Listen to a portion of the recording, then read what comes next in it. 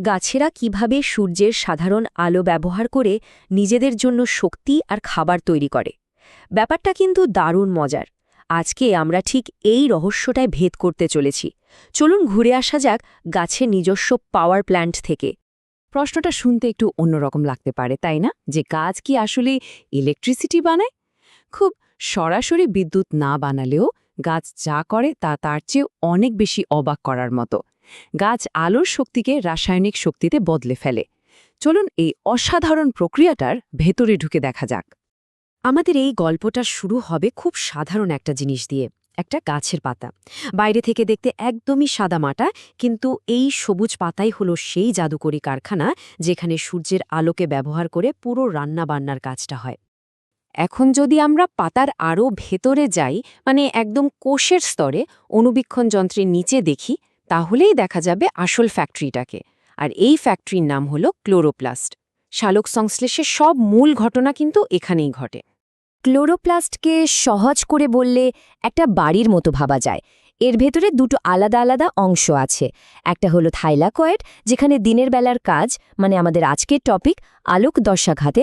আর অন্য অংশটা হলো স্ট্রোমা, যেখানে রাতের বেলার কাজ, মানে অন্ধকার দশা সম্পন্ন হয়। আচ্ছা, এবার চলুন ওই বাড়ির একটা নির্দিষ্ট ঘরে ঢোকা যাক, যার নাম থাইলাকয়েড। দেখুন তো, এগুলোকে দেখতে ঠিক যেন একটার ওপর আরেকটা কয়েন বা পয়সা সাজিয়ে রাখা হয়েছে, তাই না? এই পুরো আদকটাকে বলা হয় গ্র্যানা। আর এই থাইলাকয়েডের মেমব্রেন বা পর্দাতেই সূর্যের আলোর প্রথম এসে ধরা দেয়। এখন এই থাইলাকয়েডের দেয়ালে, মানে মেমব্রেনে, অনেক রকমের রং লাগানো আছে, যেগুলোকে আমরা বলি পিগমেন্ট। এদের মধ্যে একজন হলো বস, মানে টিম লিডার, তার নাম ক্লোরোফিল এ। আর তাকে সাহায্য করার জন্য আছে একদল হেল্পা, যেমন ক্লোরোফিল বি, ক্যারোটিনয়েড আর জ্যান্থোফিল। তো এই হেল্পারদের কাজটা কি? এদের কাজ কিন্তু দারুণ গুরুত্বপূর্ণ। এরা সূর্যের আলোর বিভিন্ন রং শোষণ করে, আর সেই শক্তিটা পাস করে দেয় তাদের টিম লিডারের কাছে, মানে ক্লোরোফিল এর কাছে। এটা অনেকটা একটা টিমের মতো কাজ করে, যাতে সূর্যের আলোর একটুও শক্তি নষ্ট না হয়। শুধু তাই না, এরা মূল পিগমেন্টকে অতিরিক্ত আলো থেকে বাঁচিয়েও রাখে। এই পিগমেন্টগুলো মিলে আবার দুটো টিম বানিয়েছে। এদেরকে আমরা বলি ফটোসিস্টেম। একটা হলো ফটোসিস্টেম 2 বা PS2, আর অন্যটা ফটোসিস্টেম 1 বা PS1। তবে মজার ব্যাপার হলো, যার নাম ফটোসিস্টেম 2 সে কিন্তু কাজ শুরু করে সবার আগে। আর ও কাজ করে 680 ন্যানোমিটার আলোতে। অন্যদিকে ফটোসিস্টেম 1 কাজ করে পরে, আর ও বেশি অ্যাক্টিভ থাকে 700 ন্যানোমিটার আলোতে। নামের সাথে কাজের এই উল্টো ব্যাপারটা কিন্তু পরীক্ষার জন্য মনে রাখা খুব দরকারি। এখন আমরা দেখব আসল ঘটনাটা, মানে শক্তিটা কিভাবে এক জায়গা থেকে আরেক জায়গায় যায়। এই পুরো পথটার একটা দারুণ নাম আছে, জেড স্কিম। কারণ শক্তির লেভেল অনুযায়ী ইলেকট্রনের যাত্রাপথটা আঁকলে সেটাকে দেখতে ইংরেজি জেড অক্ষরের মতো লাগে। চলুন দেখি কিভাবে এই পথটা কাজ করে। চলুন আমরা একটা ইলেকট্রনের পিছু নিই আর দেখি ওর সাথে কি কি হয়। প্রথমে সূর্যের আলো এসে ফটোসিস্টেম 2কে ধাক্কা মারল, আর ঠিক তখনই একটা ইলেকট্রন প্রচুর শক্তি পেয়ে উত্তেজিত হয়ে একদম লাফ দিয়ে বেরিয়ে গেল। এখন তো ফটোসিস্টেম 2 এর মধ্যে একটা খালি জায়গা তৈরি হলো, তাই না? সেই জায়গাটা ভরাট করতে ও একটা জলের অণুকে ভেঙে দেয়। এরপর সেই উত্তেজিত ইলেকট্রনটা একটা বিশেষ পথ ধরে এগোতে থাকে, আর ধীরে ধীরে ওর শক্তি কমতে থাকে। শেষে ও পৌঁছায় ফটোসিস্টেম 1-এ। সেখানে ও সূর্যের আলো থেকে আবার শক্তি পায়, মানে রিচার্জ হয়। আর এই রিচার্জড ইলেকট্রনটাই শেষমেশ একটা খুব দরকারি শক্তির অণু তৈরি করে। একটু আগে আমরা বললাম না যে জলের অণু ভেঙে যায়? বিজ্ঞানের ভাষায় এই ঘটনাটাকে বলে ফটোলাইসিস। নামটা ভাঙলেই এর মানেটা বোঝা যায়। ফোটো মানে আলো, আর লাইসিস মানে ভাঙন, মানে আলোর সাহায্যে জলকে ভেঙে ফেলা। আর সবচেয়ে গুরুত্বপূর্ণ ব্যাপার হলো, এই প্রক্রিয়াতেই তৈরি হয় অক্সিজেন, যা ছাড়া আমরা এক মুহূর্তও চলতে পারি না। এই পয়েন্টটা কিন্তু পরীক্ষার জন্য খুবই খুবই গুরুত্বপূর্ণ।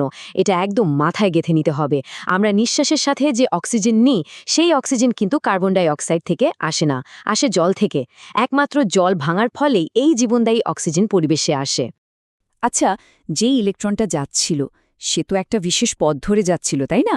এই পথটাকে বলে ইলেকট্রন ট্রান্সপোর্ট চেইন বা ইটিসি। এটা অনেকটা পাওয়ার লাইনের মতো কাজ করে, কিন্তু এর একটা স্পেশাল কাজও আছে। ইলেকট্রন যখন এই পথ দিয়ে যায় তখন ইটিসি সেই শক্তি ব্যবহার করে একটা পাম্পের মতো কাজ করে, আর থাইলাকয়েডের ভেতরে মানে লুমেনে প্রচুর প্রোটন বা H+ আয়ন জমা করতে থাকে। এই পাম্প করার ফলে কি হয়? থাইলাকয়েডের ভেতরে প্রোটনের ঘনত্ব বাইরের থেকে অনেক বেড়ে যায়। এই অবস্থাকেই বলে প্রোটন গ্রেডিয়েন্ট। ব্যাপারটা অনেকটা একটা ড্যামের মতো। ড্যামের পেছনে যেমন প্রচুর জল জমে একটা চাপ তৈরি করে, এখানেও ঠিক তেমনই প্রোটন জমে একটা শক্তির ভাণ্ডার তৈরি করে। এখন ড্যামের গেট খুলে দিলে কি হয়? জল সবেগে বেরিয়ে আসে আর টারবাইন ঘুরিয়ে বিদ্যুৎ তৈরি করে। এখানেও ঠিক তাই। এই জমে থাকা প্রোটনগুলো যখন এটিপি সিনথেস নামের একটা বিশেষ গেট কাম টারবাইনের মধ্যে দিয়ে হুড়মুড় করে বেরিয়ে আসে, তখন সেই টারবাইনটা ঘুরতে শুরু করে আর তৈরি হয় কোষের এনার্জি কারেন্সি মানে এটিপি। এই যে আলোর শক্তি ব্যবহার করে এটিপি তৈরি হলো, এই পুরো প্রক্রিয়াটার একটা গালভরা নাম আছে, ফোটোফসফোরাইলেশন। নামটা শুনে কঠিন মনে হলেও ব্যাপারটা কিন্তু সোজা।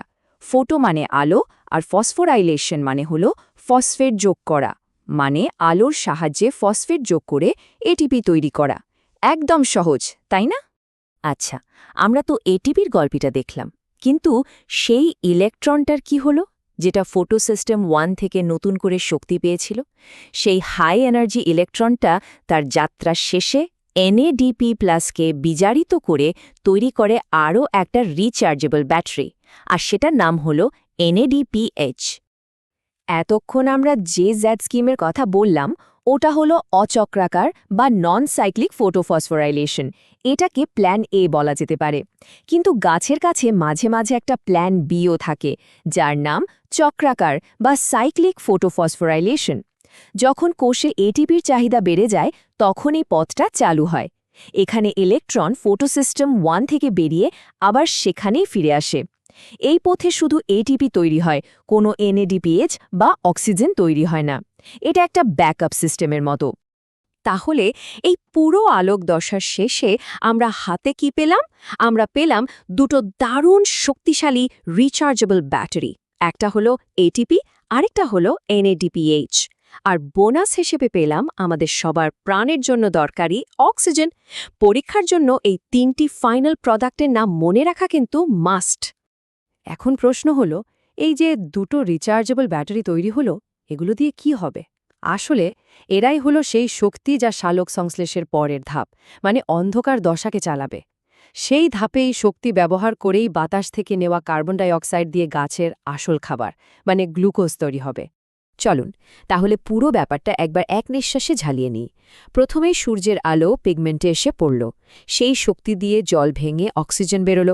একটা ইলেকট্রন জেট স্কিম পথ ধরে যাত্রা করল আর তৈরি করল এটিপি আর NADPH নামের দুটো শক্তির অণু, আর এই দুটোই হলো আলোক দশার মূল প্রোডাক্ট। তাহলে আলোক দশা থেকে পাওয়া এই জমানো শক্তি দিয়ে গাছ এবার কি বানাবে?